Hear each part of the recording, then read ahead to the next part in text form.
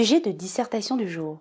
Le travail est-il servitude aux libertés? Aujourd'hui dans cette vidéo, je t'explique comment ne pas paniquer au début d'une épreuve de dissertation, que ce soit en histoire, en économie, en concours administratif, en philo, en français, enfin bref, tout ce que tu veux. Tu verras, c'est très concret, c'est une astuce simple pour se chauffer et prendre confiance pendant les 5 premières minutes de l'épreuve.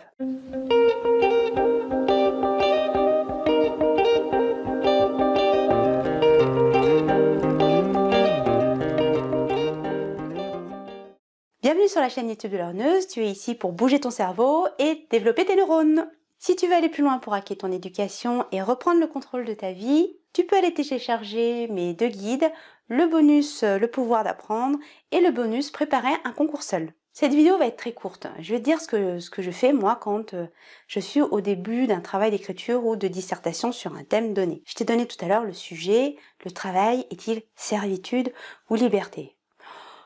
Déjà, tu respires un grand coup. La première chose que tu dois faire, c'est déjà chauffer ton cerveau. L'aider à se mettre en route pour réfléchir, bien souvent pour une épreuve de 2 à 4 heures.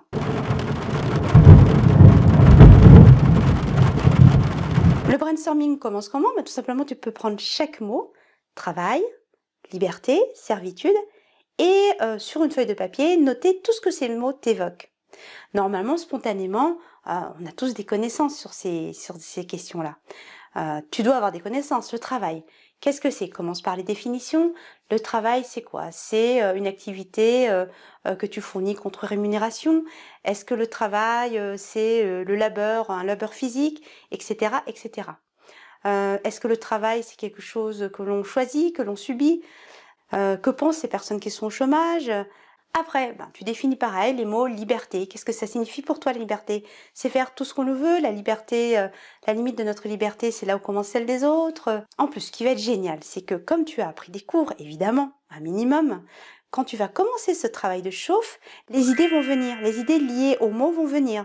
Le travail va t'évoquer le chômage, qui va t'évoquer peut-être le travail des enfants, etc., etc., etc. Tu te souviens que le cerveau, c'est un entremêlement de neurones qui sont liés les uns aux autres. Va voir ma vidéo sur la plasticité cérébrale si tu veux en savoir plus. Donc, dans ton cerveau, naturellement, les connexions vont se faire au fur et à mesure. Même si ça dure que 3 minutes, tu vas avoir plein d'idées qui vont sortir. Alors, pourquoi ce travail de brainstorming est aussi intéressant? C'est qu'il va te donner confiance. Tu vas te rendre compte en début d'épreuve, mais que tu sais déjà des choses. Et que tu as des idées, que tu as agi. En fait, face à la peur, ici la boule au ventre, parce que on est en épreuve et que l'enjeu est considérable pour toi, et bien tout simplement, face à la peur, on a plusieurs réactions possibles. Soit on est tétanisé, on n'arrive pas à bouger, soit on se cache, soit on fuit ou on agit. Et là, je te propose l'action.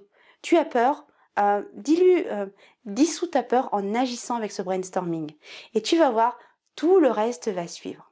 C'est tout pour aujourd'hui, donc action, évidemment. Dis-moi si ce truc fonctionne pour toi et te permet de te débloquer. En attendant, abonne-toi pour suivre la suite et continuer à bouger ton cerveau. Bye!